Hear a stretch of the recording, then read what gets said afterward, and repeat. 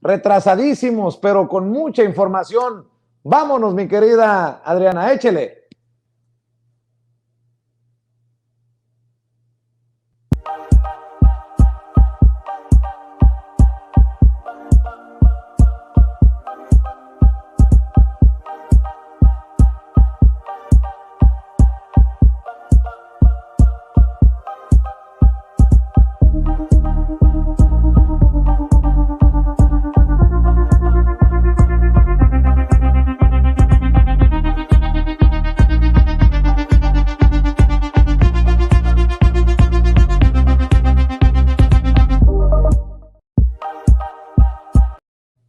Bueno, primero una disculpa a Yasmín Ugalde y a nuestros invitados especiales Rodrigo Guillot y Gonzalo Ballesteros, pero ha sido una semana bastante movida y lo dije temprano, yo pensé que ya era viernes, que nos íbamos a poder relajar y viene la detención de Caro Quintero y nos desfasa todo, nos retrasa todo, pero qué bueno que cuento con su paciencia generosa. Mi querida Yasmín Ugalde, miembro del Instituto Nacional, el Instituto de Formación Política de Morena.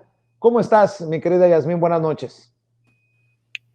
Vicente, pues muy contenta de estar aquí contigo, tu auditorio, y ya sabes, aquí esperamos. La realidad es que la mesa que nos antecede, pues de lujo, ¿cómo no dejar que se expresen?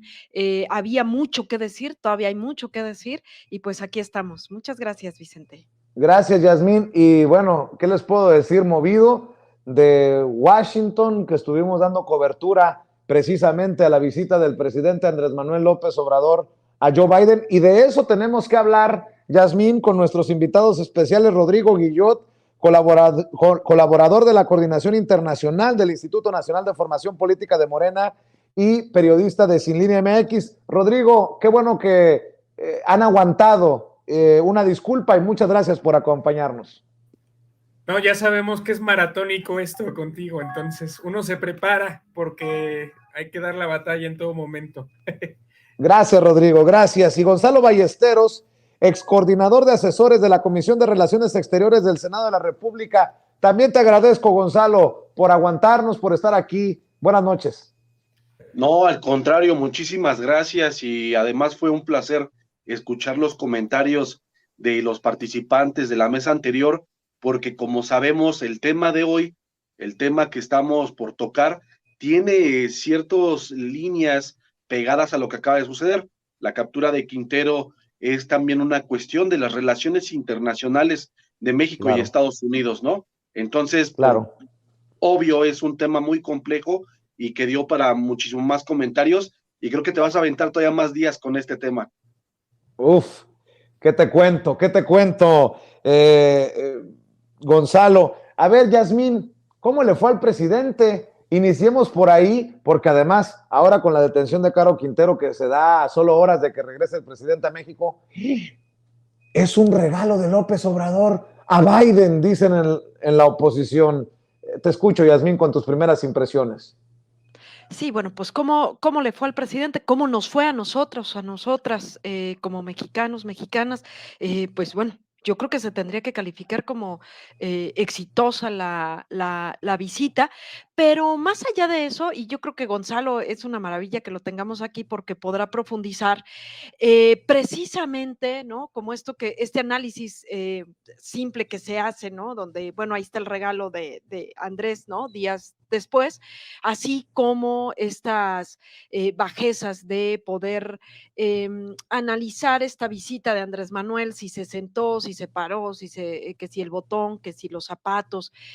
Nos seguimos quedando con un análisis muy por encima y que amerita las relaciones internacionales, las bilaterales que tiene nuestro país, amerita una profundidad seria con especialistas, como en el caso de hoy, que estén aquí Rodrigo y Gonzalo, ¿no? Entonces, digo, si bien se puede calificar buena la visita, a mí me parece pertinente hacer un análisis serio, profundo, de calidad, pues, ¿no? Lo amerita, porque aparte, lo hemos comentado muchas veces, que es algo que se queda muy por encima, ¿no? Es decir, se revisa estas visitas, se revisan muy desde los protocolos y van más allá, tienen una profundidad seria, ¿no? Rodrigo, perdón, pero esta información sigue circulando, sigue surgiendo. ¿Cómo viste a esta prensa y a esta oposición política tan desencajada que más allá de hablar de los temas relevantes, de los que por cierto publicó un hilo interesante el embajador de Estados Unidos en México, Ken Salazar, que resultó mejor reportero que uno que otro que cobra y cobra caro en los medios de comunicación, pues se fijaron más en que si el presidente se sentó así, en que si el bostezaba Joe Biden, en que si le respondía puras tonterías, mi querido Rodrigo. Bueno, como comentaba mi compañera, es lo usual, ¿no? Y decía que qué bueno que hay gente que puede hacer análisis distintos y medios de comunicación que los promueven, que los difunden. Creo que para eso estamos aquí también, para más allá de quejarnos, pues ya ni quejarse vale la pena, hombre. Ya sabíamos que la señora Tijerina iba a hacer sus tweets de lenguaje no verbal, ¿no? Y que el PRI y el PAN pues iban a hacer sus... Es algo que sucede cada mañanera casi, ¿no? Pero bueno, hay análisis que hacer y hay preguntas que contestarnos. ¿Cómo cuáles? Mira, yo por ejemplo señalaría de las 5 propuestas que hace Andrés Manuel ahí en la oficina oval de la Casa Blanca, que las enumero muy rapidito. El suministro de petróleo, que va a duplicar este suministro que hace México a usuarios estadounidenses que bajan a la frontera sur y se surten porque resulta que en México la gasolina es más barata que en Estados Unidos y les conviene más a los gringos bajar a la frontera y cargar gasolina. Bueno, también les propone el uso de gasoductos, porque tú recordarás que hace un par de años en Texas hubo una crisis del gas, ¿no? Una crisis de suministro del gas en pleno invierno que causó no solo un problema económico, porque el gas es uno de los combustibles más importantes para el comercio y la industria, para transportar cosas, para hacer funcionar las industrias. Entonces, pero además en el invierno, la gente en Texas, en un invierno muy crudo, pues necesita del gas para sobrevivir, para mantenerse calientes. Entonces hubo una crisis humanitaria por el asunto del gas. Él habla de que se usen más de 1,000 kilómetros de gasoductos mexicanos para surtir gas en Estados Unidos. El asunto de la soberanía alimentaria y la eliminación de aranceles y lo que él llama trámites engorrosos, Andrés Manuel los llama así, que de hecho ya es uno de los acuerdos que se toman explícitamente en el comunicado conjunto. También habla de incluir a Estados Unidos en la industrialización del litio, que es una cosa que nos aconsejó Evo Morales, por cierto, empezar la industrialización del litio cuando vino aquí en el contexto de la reforma eléctrica. Él hablaba de cómo Bolivia empezaba a hacer asociaciones estratégicas, en el caso de Bolivia, pues con China, sobre todo, y con otros países productores de tecnologías relacionadas a la industria del litio. En nuestro caso, pues el socio más cómodo por razones geopolíticas, ¿no? De la posición geográfica, pues es Estados Unidos. Eso también lo propone Andrés Manuel. Y bueno, el asunto de la migración. Si nos fijamos bien, las 5 cosas, ¿no? El encarecimiento del petróleo, la crisis del gas, la inflación y la soberanía alimentaria que necesita Estados Unidos y México, la industrialización del litio, en donde México dice, éntrale, compadre, pero es bajo los términos soberanos, porque acabamos de nacionalizar el litio, y la migración, que significa pues la oferta de fuerza de trabajo. Todos estos 5 elementos apuntan cada uno a un segmento de la crisis económica que está viviendo Estados Unidos, hegemónica también. Se está enfrentando a una Rusia que está ganando la guerra económica y la guerra posicional contra Ucrania y contra la OTAN. Vimos cómo pues Boris Johnson salió debilitado, ¿no? Cuando Gran Bretaña es siempre uno de los bastiones de la Unión Europea. Bueno, Boris Johnson salió muy debilitado, el euro está cayendo a su mínimo histórico, y por otro lado, Estados Unidos, además de perder con Rusia esa guerra, pues está perdiendo la guerra económica con China, porque China para 2025 va a superar por primera vez el Producto Interno Bruto de Estados Unidos, si no cambian las proyecciones. Y además China fue el único país en el mundo cuyo PIB no decreció, no se fue a números rojos durante la pandemia. Dejó de crecer lo que estaba creciendo, que era alrededor de 5 o al 8%, cuando Estados Unidos crece 2, 3%. Pero durante la pandemia todos los países del mundo se fueron para números negativos y China no. Está perdiendo también esa guerra. Y en ese sentido geopolítico de la disputa hegemónica, México dice, ¿sabes qué? Te ofrecemos esta alianza, sabemos de tus necesidades, pero a cambio de tener esta alianza, pues necesitas respetar la soberanía. Y además, bueno, ya lo iremos analizando, porque en su discurso y en la actitud política, recordemos que todo esto, que esta reunión viene de un contexto mucho más amplio, en donde la actividad política del Estado mexicano, de Andrés Manuel, ha venido primero de construir la cumbre de estados latinoamericanos y caribeños, en donde se une toda América Latina bajo el consenso de que hay que hacer una integración sin el tutelaje de Estados Unidos. Después hace su gira en Centroamérica y el Caribe, poniendo la iniciativa de los programas sociales mexicanos para atender la migración de su raíz. Esto es totalmente contrahegemónico también, porque a los Estados Unidos les conviene una migración ilegal para que puedan cerrar y abrir las fronteras según las industrias, los capitales estadounidenses vayan necesitando de fuerza de trabajo. Cuando Andrés Manuel dice no, cimentemos el desarrollo en Centroamérica para que no haya necesidad de irse, lo que está diciendo o lo que escuchan quienes piensan en dólares desde Estados Unidos es nos va a quitar esa fuente de mano de obra barata, ¿no? Porque va a cambiar las condiciones de explotación en Centroamérica y en el sur. Y bueno, después de eso hace la defensa de Cuba, de Nicaragua y de Venezuela, cuando la cumbre de Los Ángeles, de las Américas, y demuestra que no solamente es que México está muy activo y muy presente en América Latina, sino que más bien Estados Unidos no tiene una capacidad y necesitaba de México, necesitaba de la buena venia de Andrés Manuel para legitimar sus espacios de dominación y no lo ha hecho, ¿no? Yo hasta ahí le dejaría, pero fijémonos qué importante es cuando analizamos, además de la corbata y el botón que Andrés Manuel dice, pues no me lo desabroché porque se me iba a ver la panza y ya, ¿no? Y se ríe. Es una crítica muy burda, así es la oposición. Pero además de esos debates tuiteros que no trascienden a nada, pues hay que ir rascándole a las causas profundas y a las relaciones de fuerza al interior de México, al interior de Estados Unidos y en el panorama internacional geopolítico. Así es, y nada más por que trajo a colación, Rodrigo, ese pitorreo del presidente con mucho sarcasmo de por qué se sentó como se sentó, es que nos fue muy mal, Gonzalo. Estaba informándome con Loret en redes sociales y dice Loret, la visita a Biden nos costó $13 millones por minuto de plática en la Casa Blanca. Así de caro sale que le perdonen los berrinches al presidente.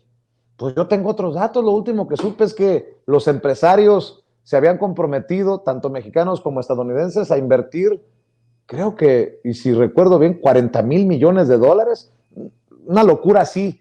Pero bueno, cada quien informa básicamente lo que quiere. Por cierto, a Loret yo no lo vi en la oficina Oval, ahí donde entramos nosotros, orgullosamente como el único medio independiente, alternativo y digital con acreditación, con acceso, para que no nos vengan a contar de tonterías, para no darles el control a los medios con intereses, a los medios corporativos, a los medios mercenarios, porque hemos sido muy pocos, creo yo, los que hemos hablado pues con conocimiento de causa, porque estuvimos ahí. Gonzalo, te escucho. Claro, bueno, es que también es importante entender que el nivel de análisis que quieren los periodistas reflejar hacia la mayoría de la población es tomando en cuenta elementos burdos, absurdos, porque saben perfectamente que al tratar de argumentar con mayor conciencia se les cae el teatro, ¿no? Entonces, por eso se ven obligados, se ven esquinados a sacar temas, a poner elementos en la comunicación que están totalmente deformes, que no tienen ni pies ni cabeza, con lo cual pueden defenderse o tratar de defenderse desde su posición conservadora. Yo creo ahí también es una forma en la que hoy los medios de comunicación responden desde las cabezas de los dueños de los medios de comunicación en México, con una falta de identidad muy fuerte. Lo estaba analizando tanto ayer con la querida Yasmín, como he venido reflexionándolo. Me parece que sí es un problema de falta de identidad, porque encuentran a un mandatario mexicano como si tuviera que ser obligado a que el protocolo diplomático fuese el más perfecto, ¿no? Que incluso pudiera expresarse en inglés el presidente mexicano, que fuera todo de una manera impresionante, ¿no? Y a falta de ello, cuando haya algo que quizá no encajó, ya inmediatamente dicen, hubo errores, está fallando esto, va por allá y por acá. Yo creo que más bien, repito, es un conservadurismo, pero es una falta de identidad de los medios, de los dueños de los medios de comunicación y que logran atacar desde esas trincheras. Es absurdo, lo digo, y como ejemplos que lo vengo diciendo ya hace días, por ejemplo, tú recordarás que en la visita de Macron a la Casa Blanca, pues había caballos, había una serie de sinfonías, orquestas, etc., y Macron en ningún momento se pronunció nada en inglés, al contrario, lo hizo todo en francés, como lo sabe como cualquier mandatario, vas con tu propio idioma a representar incluso los orígenes de tu idioma, ¿no? Y eso es lo que van los mandatarios también en cierta medida a representar, el ser orgullosos de su lengua natal, ¿no? Tú lo podrás ver también en las pláticas, lo decía ayer con Yasmín, en las pláticas entre Vladimir Putin y Angela Merkel en el pasado, bueno, ahí están los intérpretes, a pesar de que Vladimir Putin habla perfectamente el alemán, quizá ya ahora ya no tanto, ¿no? Pero él estuvo un buen tiempo en Alemania, aprendió el alemán, se sabe expresar en alemán, pero aún así, más bien, es importante que el mandatario hable desde su propio idioma y va a haber una serie de personal calificado que te hace las traducciones debidas. Digo, si ese fuese el caso, entonces Naciones Unidas no tendría más de 150, 170 personas estudiadas en distintos idiomas de los cinco lenguas que se hablan en las Naciones Unidas que se utilizan para hacer interpretaciones. Entonces es algo muy absurdo. Pero yo creo que también esto es un poco importante, Vicente, porque nos demuestra de nuevo cómo los medios de comunicación están faltos de argumentos. Y eso es de lo mejor. Incluso le están demostrando al pueblo que están totalmente perdidos, no saben dónde argumentar. Incluso pudieron haberle preguntado a diplomáticos viejos, antaños, que quizá pudieran hacer una serie de análisis para criticar, para saber, y que posiblemente les podrían haber dado algunas pistas de dónde quizás sí fue lo erróneo o no erróneo, pero ni siquiera eso se les ocurre. Entonces recurren a la basura más abstracta que pueden sacar, inmediatamente atacan al presidente con formas de protocolo, etc., ¿no? Entonces sí me parece algo muy nefasto, algo que hemos vivido, que es una crisis que se vive, gracias de verdad que existen medios como el tuyo, porque se está dando una nueva voz, ¿no? Pero yo creo que va un poco por ahí, es una crisis de identidad, es una forma tan conservadora de verlo ellos, incluso se contradicen. Yo te lo puedo asegurar, no hay mandatario hoy a nivel global, tú lo puedes ver en reuniones bilaterales, que necesiten hablar inmediatamente el otro idioma del otro para sentirse orgullosos o algo así. Por ejemplo, tan solo la reunión de Biden hace unas horas o hace unos días con el mandatario de Israel, pues el mandatario de Israel sí se pronunció en inglés. ¿Por qué? Porque hay unas formas que él quiere cumplir, que trae unas intenciones de cumplir, y nosotros, quizás no por decirlo aquí en este programa, pero sabemos de qué manera funciona un poco Israel hacia los Estados Unidos, más con el pacto que hicieron ahora de casi un acuerdo contra Irán. Entonces, bueno, ese elemento también es un elemento político, hablar el idioma, porque quieren incluso darle el respaldo de que ahora se haya movido con Donald Trump la embajada a Jerusalén, ¿no?